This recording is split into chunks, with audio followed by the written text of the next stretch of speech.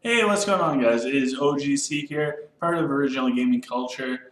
We're coming at you today. We're going to look at some human PvP, do a couple sieges with Sylph to see how their awakening is going, and give you my thoughts and feedback on everything going on. If you have not already, hit the big red subscribe button. Please thumbs up the video. Leave your comments below on what you think about this new patch. And let's jump in. So this first fight, I'm going up against a guy named Bob the Bob. Bob the Bob is extremely strong. I have no business trying to fight this guy. My core is like 1900. He's got like 500,000 core on me. Insanely strong. So my goal is to live for as long as possible.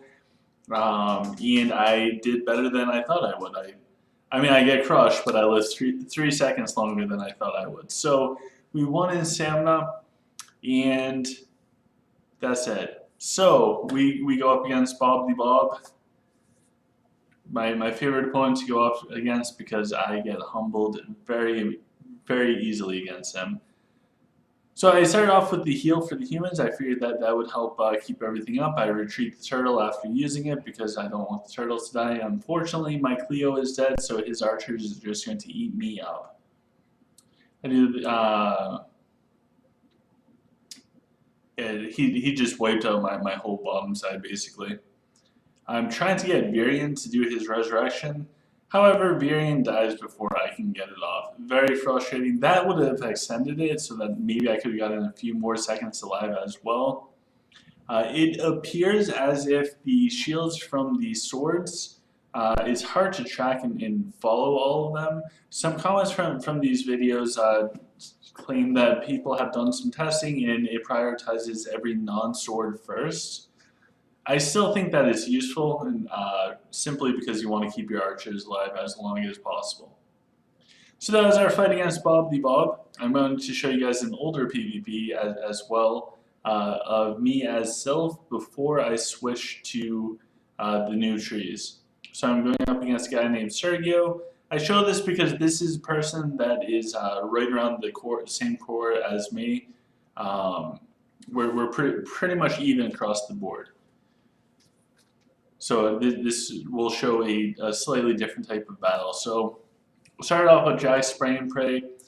Did the turtle, pulled the turtle out because I don't want to kill off the borrowed turtle.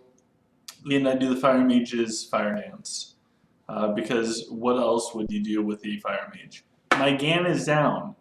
Since this fight I have repositioned Gan so that he doesn't die quite so easily. I do a Black Hole to hopefully slow down some of his troops. And then I move on and I use Fenris. To keep Fenris alive, mostly to get his regain because his health was getting low. So Sergio beat my bottom side. My saving grace in this whole fight, honestly, is my Belrog tanking up a storm in the bottom with my dragon. So he's got his Mako tied up on my Belrog and a bunch of troops down there as well. So that is my saving grace. Do a little scatter shot with the Mako. Gonna keep my Mako alive. My Elena is almost dead, and my Belrog finally dies, so he's running up. He's got a bunch of heroes coming. So I do call the cavalry from Elena. That way, hopefully, it draws everybody out a little bit longer and can let my Jax stay up. Because my Jax is in the spray and pray form with pretty much almost full ammo. So I just need to keep him up. That's what I'm thinking in the back of my head.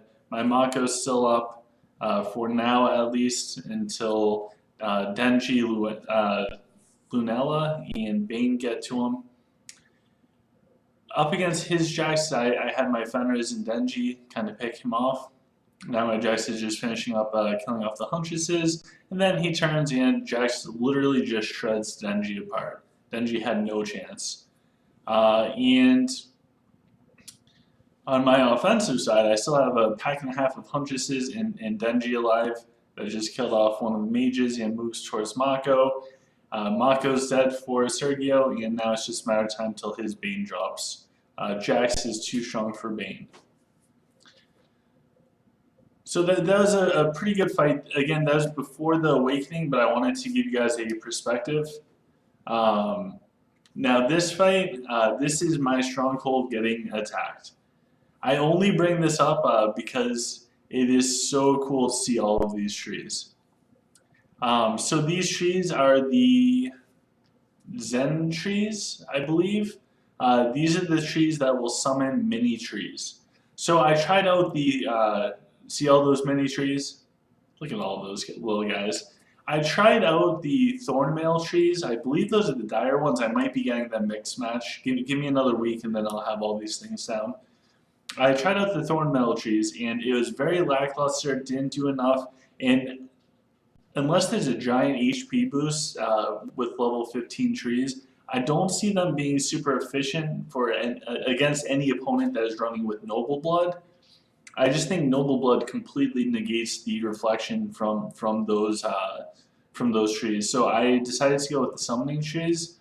I'm going to do a siege here to show you guys what the summoning trees do in a siege, because why not? What I found was they do summon the silver mini tree, and they summon the silver mini tree wherever they're attacking. So my fear with the summoning was that they would summon them in some random spot and the tree would pretty much be useless. That's not the case. How it works in this is wherever the tree's attacking, the mini tree appears in front of them, which is actually really good.